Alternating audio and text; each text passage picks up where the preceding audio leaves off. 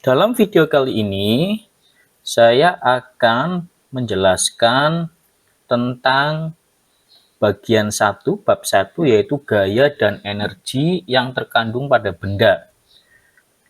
Ini merupakan mata kuliah teknik pendingin yang tentunya akan berkonsentrasi pada sistem pendingin, terutama pada siklus refrigerasi, kemudian sistem kompresi uap, aplikasi sistem refrigerasi, kemudian detail ke evaporator.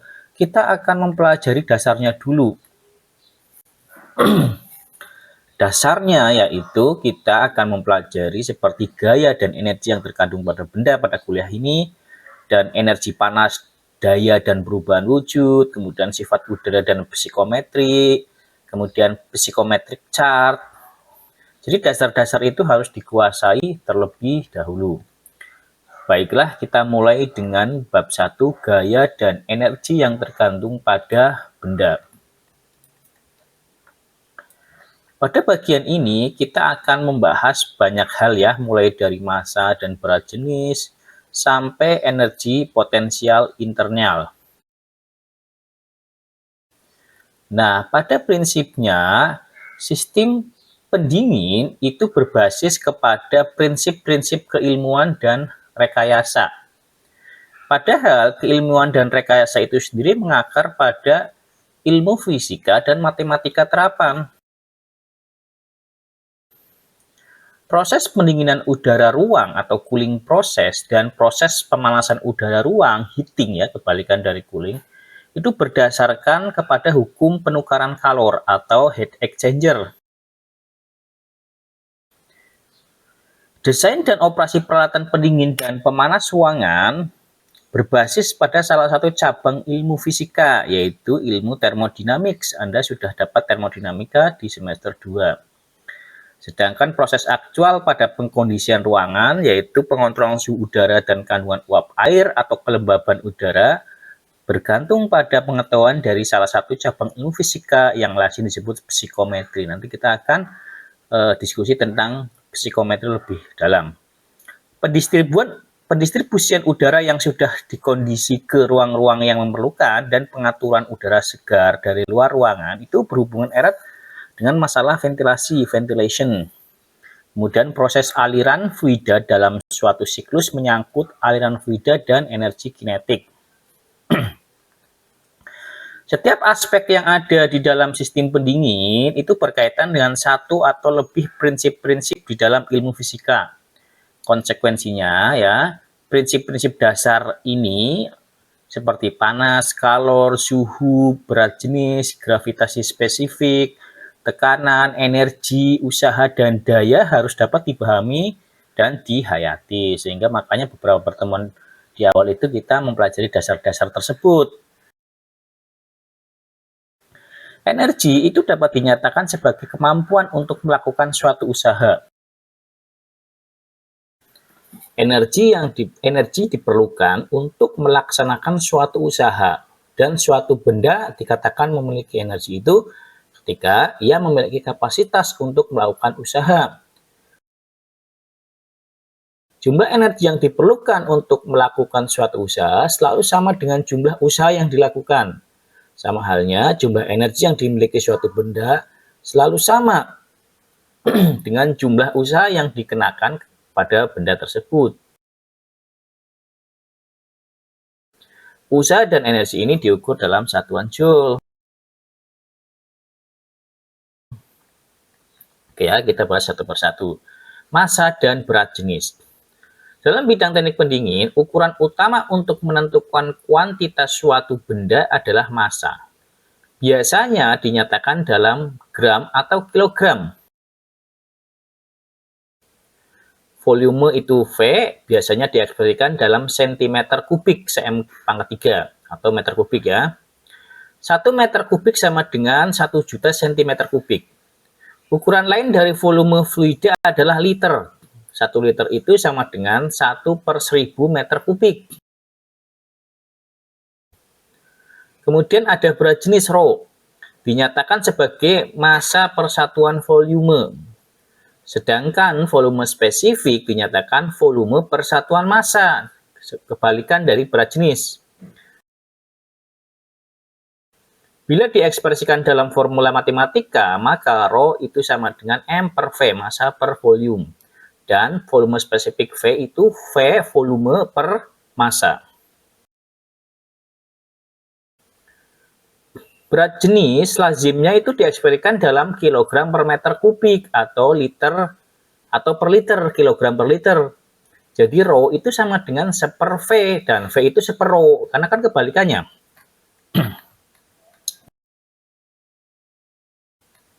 Misalnya ya, contoh ya, udara mempunyai berat jenis 0,0807 pound per feet kubik. Tentukan volume spesifiknya, maka solusinya adalah V itu sama dengan 1 per Rho, karena kita sudah punya berat jenis, maka 1 per 0,0807 pound per feet pangkat 3 sama dengan 12,4 feet kubik per pound. Kemudian, contoh kedua, udara mempunyai berat jenis 1,293 kg per meter kubik.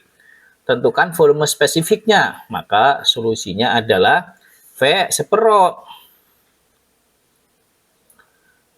sama dengan 1 per 1293 kg per meter kubik sama dengan 0,773 meter kubik per kilogram. Nah,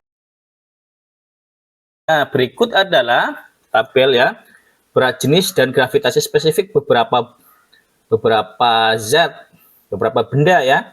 Air itu berat jenisnya 1000. Gravitasi spesifiknya 1, karena gravitasi spesifik itu membandingkan antara densitas dari benda tersebut dibagi dengan densitas air. Jadi air ya bagi air ya 1 kan. Kemudian ada lagi aluminium. Berat jenisnya 2690 kg per meter kubik. Gravitasi spesifiknya 2,7. Kemudian amonia, ada beton, ada tembaga, gelas merkuri, sampai kayu pinus. Itu berat jenisnya itu 550, sementara gravitasi spesifiknya 0,55. Akan dapat diketahui pada pembahasan berikutnya bahwa volume spesifik dan berat jenis itu suatu benda tidak konstan, tetapi bervariasi terhadap suhu benda tersebut. Jadi suhu mempengaruhi. Tetapi untuk keperluan perhitungan praktis dalam bidang pendingin ya, berat jenis air adalah 1000 kg per meter kubik. Ini merupakan harga maksimum berat jenis air pada suhu 4 derajat Celcius. Berat jenis air itu akan turun menjadi 958 kg per meter kubik jika pada suhu 100 derajat Celcius, yakni titik didih air pada tekanan atmosfer. Jadi temperatur akan mempengaruhi. Untuk mengetahui nilai yang lebih akurat lagi, dapat lihat dari tabel uap. Ini contoh ketiga ya. Sebuah fan itu menghembuskan udara kering pada suhu 32 derajat Fahrenheit sebesar 3000 feet kubik per menit (CFM) pada tekanan 1 atmosfer. Hitung kuantitas udara yang disirkulasikan setiap jam dalam satuan pound dan kilogram. Nah, dari tabel 1.2, Anda lihat tabel titik 2 ya, berat jenis dan gravity spesifik beberapa jenis.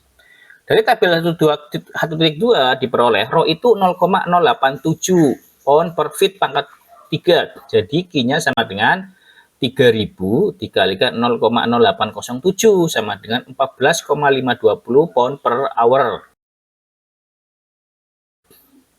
Kemudian dari tabel 1.2 diperoleh Rho itu 1,293 kg per meter kubik. Sehingga Q itu sama dengan 3000 dikalikan 0,0283 kalikan 1,293 menjadi 6590 kg per hour. Yang B itu SI, yang A itu British. Oke, 1,2. Kita lanjutkan ya materinya. Tentang gravitasi spesifik atau berat jenis relatif. Gravitasi spesifik dari suatu benda itu merupakan nilai perbandingan antara berat jenis benda tersebut dengan berat jenis benda yang dijadikan acuan standar. Tadi sudah saya singgung ya di depan ya. Pada kasus cairan, maka yang dijadikan standar acuan adalah air yang memiliki berat jenis 1000 kg per meter kubik. Jika Rho adalah berat jenis air, Rho W ya, Rho water, maka gravitasi spesifik suatu benda adalah Rho per Rho air. Rho-nya Rho benda X per Rho air. Contoh 1.4, tembaga mempunyai berat jenis sebesar 560 pound per feet pangkat kubik, pangkat 3. Tentukan nilai gravitasi spesifik. Solusinya adalah Rho R ya sama dengan Rho bagi Rho W sama dengan 560 dibagi 62,4 sama dengan 8,98. Ini kan pakai English ya, English system ya. Coba Anda cek ya tabel 1.2 ini berat jenis dan gravitasi spesifik beberapa jenis gas.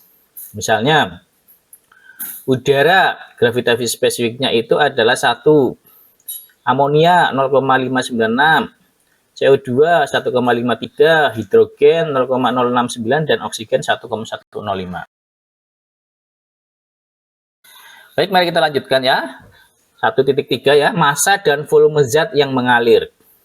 Bila massa benda diukur dalam satuan gram atau kilogram, maka massa suatu zat cair yang mengalir diukur dalam satuan gram per detik, G per second atau kilogram per detik, kilogram per second. Satuan lain yang dapat dipakai untuk mengukur aliran suatu zat cair adalah kilogram per menit atau kilogram per hours. Sama seperti massa, volume diukur dalam satuan meter kubik atau dalam liter. Volume suatu zat cair yang mengalir diukur dalam satuan meter kubik per detik atau dalam satuan liter per detik atau dalam meter kubik per jam.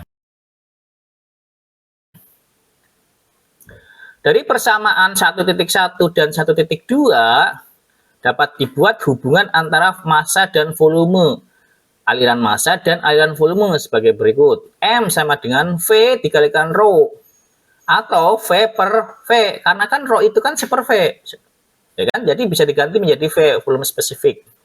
Kemudian V, volume sama dengan M kali volume spesifik. Atau M per Rho.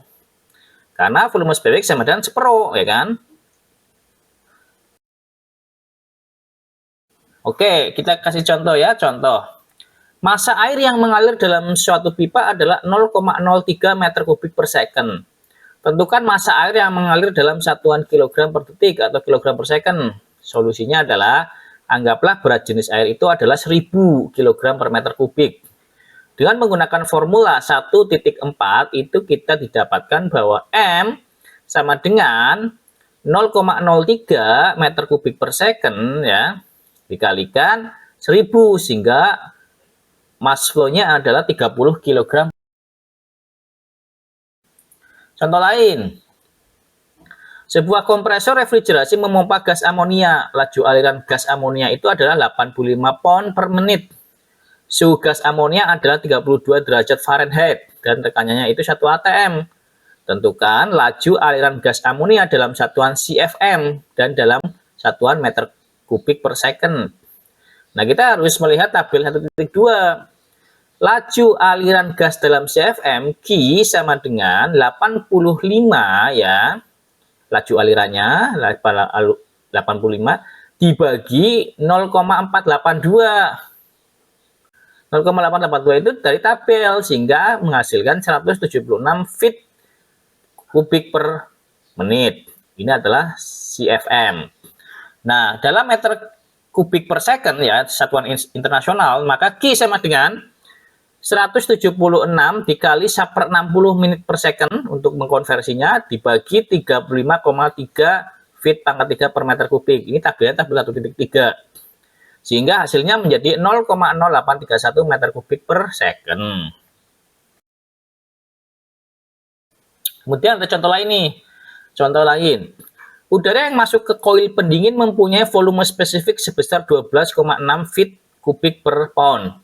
Bila blower yang digunakan dapat mensirkulasikan udara sebesar 2000 feet kubik per menit, atau ini CFM, 2000 CFM, tentukan berapa pound jumlah udara yang disirkulasikan oleh blower per jam. Nah, kita masih pakai Q kan?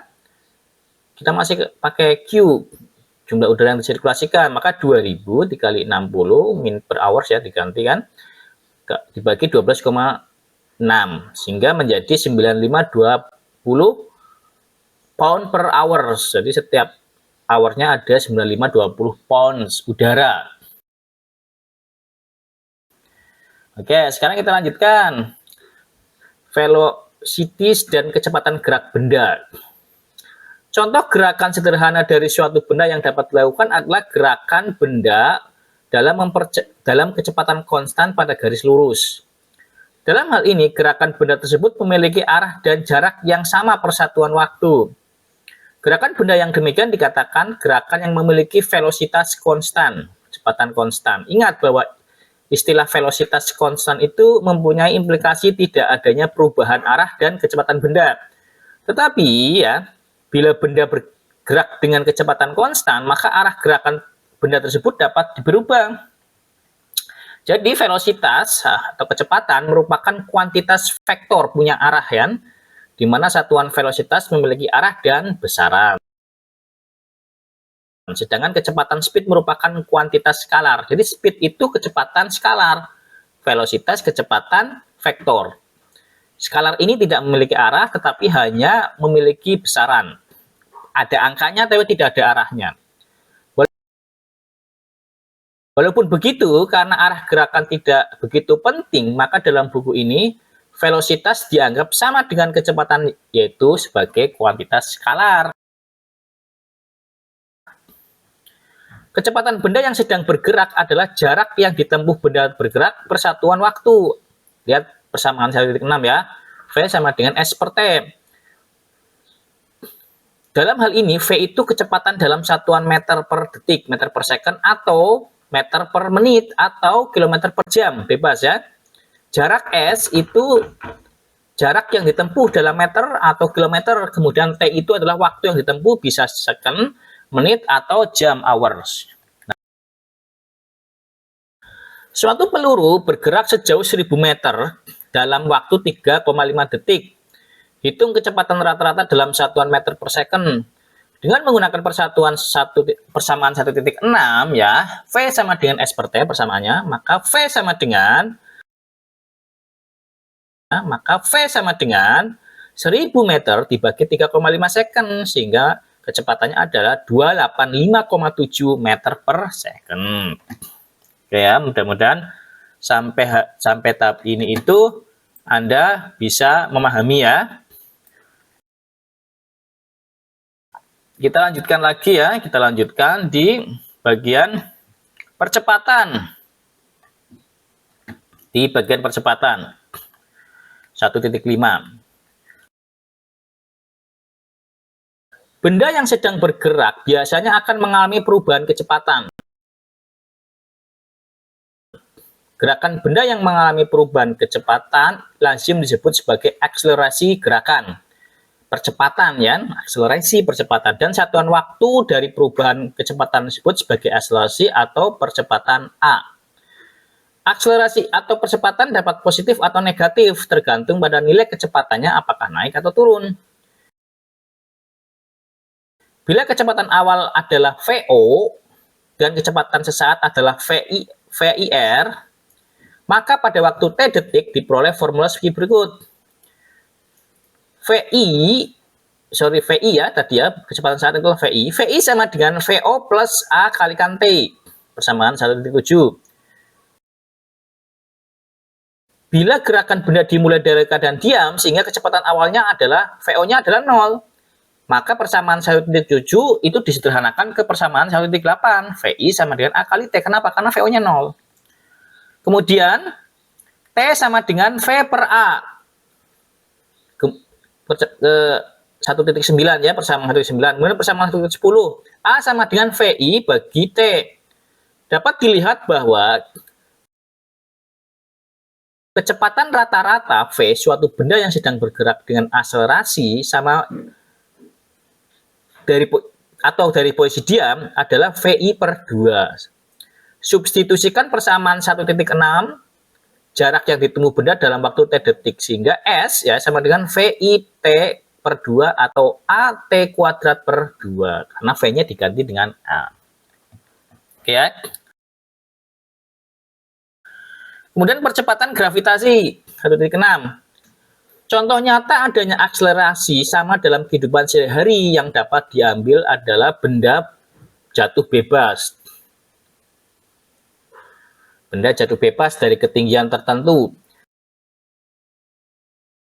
Benda jatuh bebas ke permukaan tanah karena adanya gravitasi bumi dan mengalami akselerasi atau percepatan 9,807 meter per second untuk setiap detiknya.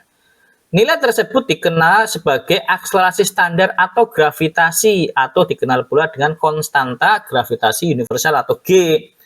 G itu sebenarnya percepatan, tapi berhubungan dengan bumi, di mana G itu nilainya itu 9,807 meter per second.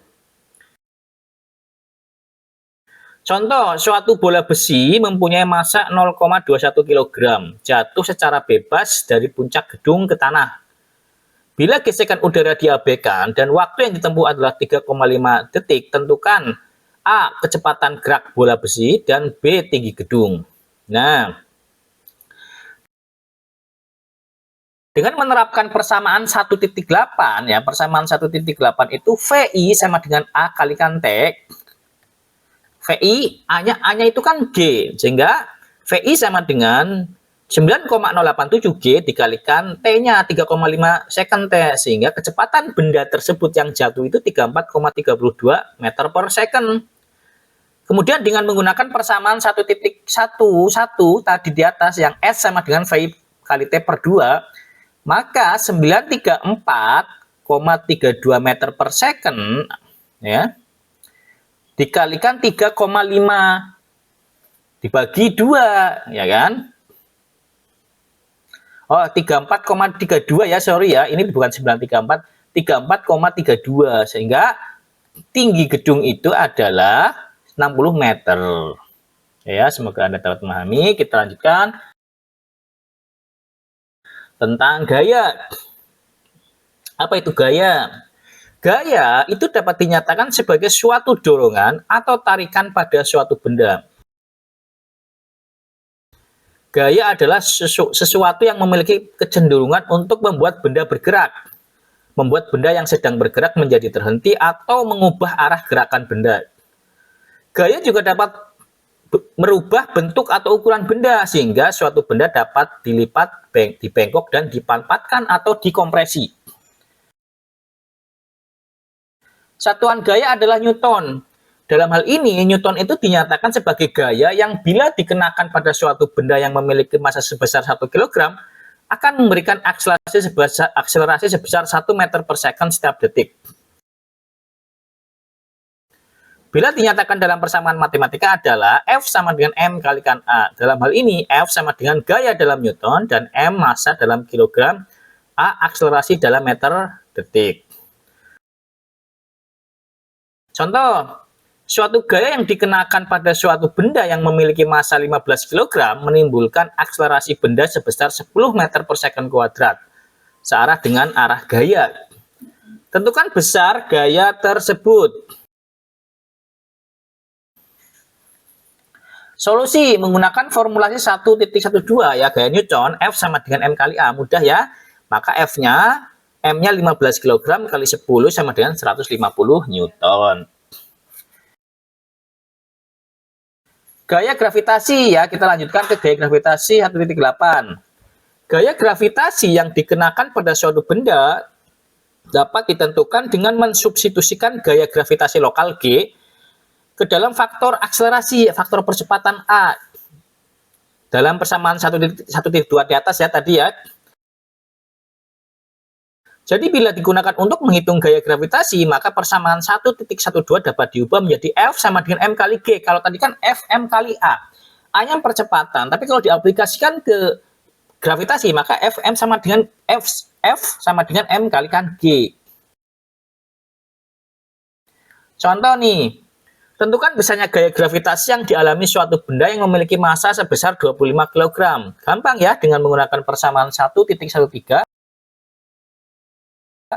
Maka F sama dengan M kalikan G. Maka 25 kali 9,807 sama dengan 245,18 Newton.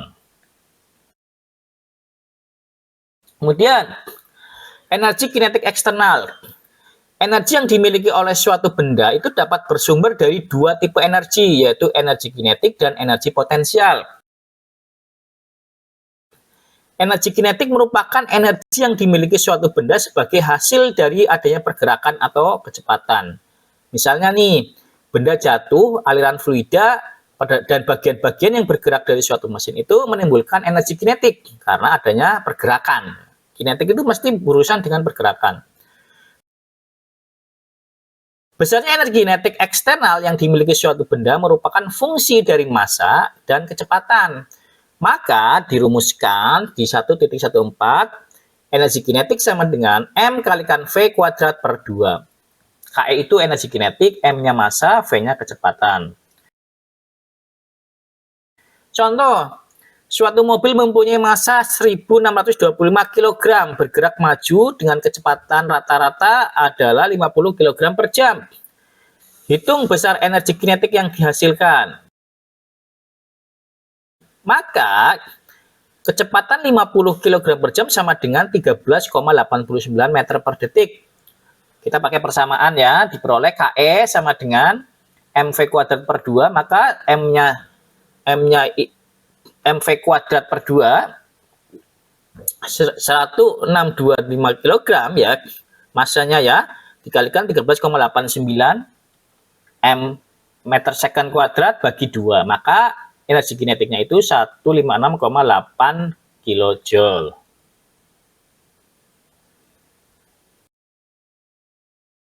Oke ya, kita lanjutkan di 1.10 ya, energi potensial eksternal. Energi potensial merupakan energi yang dimiliki suatu benda karena posisi atau konfigurasinya. Jumlah usaha yang dapat dilakukan oleh benda dari posisi atau kondisi tertentu ke posisi atau kondisi lainnya merupakan ukuran energi potensial yang dimiliki oleh benda. Misalnya adalah pegas air yang mengalir pada pipa pusat tenaga listrik, itu energi potensial. Maka rumus energi potensial adalah PE sama dengan MGZ. M-nya massa, kilogram, G-nya gaya gravitasi, karena terkait dengan ketinggian. Potensial itu ketinggian, kalau kinetik tadi kan geraknya. Ini ketinggiannya, dikalikan Z, jarak dalam satuan meter. Contoh, air sebanyak 150 meter kubik, M3 ya, M pangkat 3, disimpan di dalam tangki yang terletak pada ketinggian 100 meter di atas permukaan tanah. Tentukan energi potensial itu. Maka gampang saja ya, PE sama dengan MGZ, M-nya 150.000 kg, G-nya 9,87, dan H-nya Z-nya 100 meter. Z itu bisa H. Loh Pak, kok itu ada 150 meter kilogram dari mana? Dari kita asumsikan ya, berat jenis air kan 1000 kilogram per meter kubik. Jadi massa air itu 150 kilogram. Ya, 150.000 kilogram. Karena hasil konversi dari 150 meter kubik. Kubik, kemudian dibuat kilogram dengan asumsi berat jenisnya 1000 kg per meter kubik. Oke ya.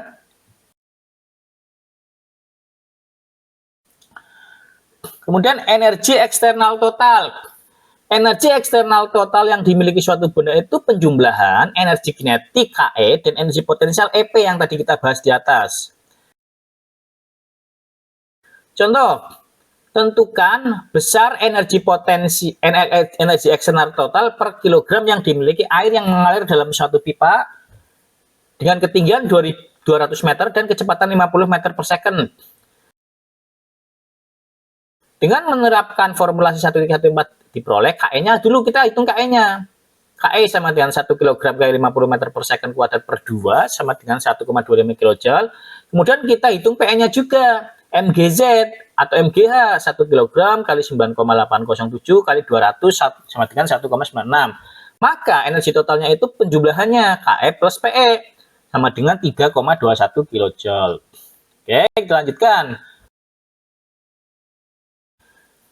Hukum konservasi energi. Hukum termodinamika pertama menyatakan bahwa jumlah energi di dalam sistem termodinamik adalah konstan.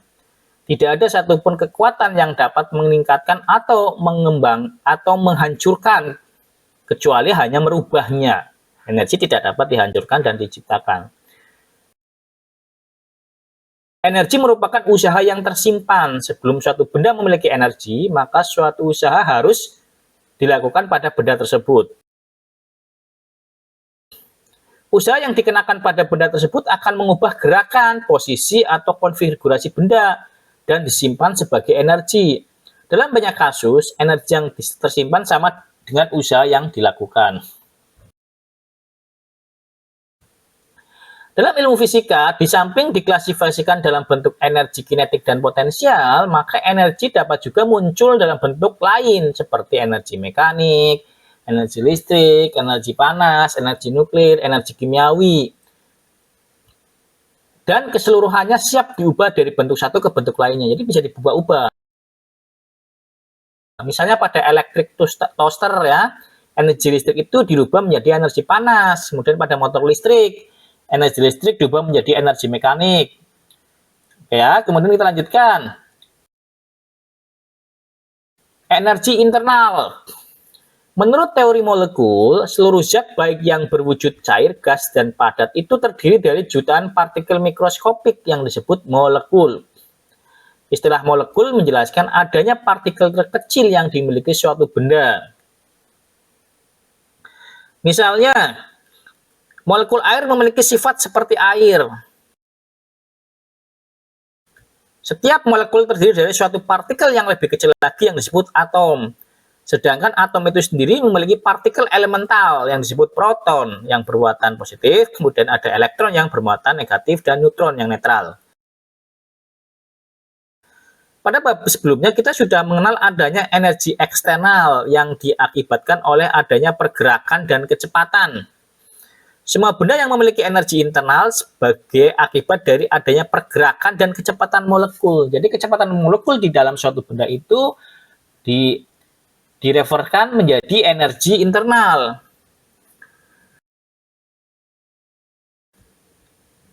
Isaac Newton ya mengemukakan filosofi tentang panas. Menurut Newton, panas adalah energi internal yang dimiliki oleh suatu zat karena adanya pergerakan molekul, atau lazim disebut energi kinetik internal dan energi potensial internal. Molekul yang ada pada setiap benda dapat memiliki energi kinetik dan energi potensial. Energi total internal yang dapat dimiliki oleh suatu benda merupakan penjumlahan energi kinetik internal dan energi potensial internal. Seperti persamaan 1.16, U sama dengan K plus P. U itu adalah energi total internal, K-nya energi kinetik internal, dan energi potensial internal. Internal itu maksudnya molekul-molekul yang di dalam suatu benda tersebut. Kemudian, energi kinetik internal kita bahas. Energi kinetik internal merupakan energi dari pergerakan atau kecepatan molekul. Bila energi lain yang dikenakan pada suatu benda meningkatkan pergerakan dan kecepatan molekul, maka energi kinetik internal benda tersebut juga akan meningkat. Peningkatan energi ini akan direfleksikan melalui peningkatan suhu benda. Sebaliknya, bila energi kinetik internal mengalami penurunan atau kehilangan energi, maka pergerakan dan kecepatan molekul menjadi turun, demikian juga suhunya. Pada suhu biasa ya, suhu lingkungan, molekul dipercaya memiliki kecepatan bergerak konstan, tetapi berbeda-beda untuk setiap zat. Sehingga energi yang ditimbulkan oleh pergerakan molekul tersebut tidak sama antara satu dan zat lainnya. Kemudian, energi potensial internal. Energi potensial internal merupakan energi yang timbul akibat adanya pemisahan dalam derajat molekul. Ini merupakan energi yang dimiliki oleh molekul sebagai hasil dari posisi molekul relatif terhadap lainnya. Semakin besar tingkat pemisahan molekulnya, semakin besar pula energi. Bila suatu benda berkembang atau berubah status fisiknya karena adanya tambahan energi, maka terjadi penyusunan ulang terhadap susunan molekul yang membuat jarak antar molekul itu akan berubah. Energi ini tidak akan berpengaruh terhadap kecepatan gerak molekulnya. Ya, itu adalah bagian 1 ya, teknik pendingin. Bagian 1 teknik pendingin ya, yang mendiskusikan tentang gaya dan energi yang tergantung pada benda. Untuk kuliah hari ini yang terkait dengan bab 1 ini selesai, nanti kita lanjutkan ke bab 2. Terima kasih.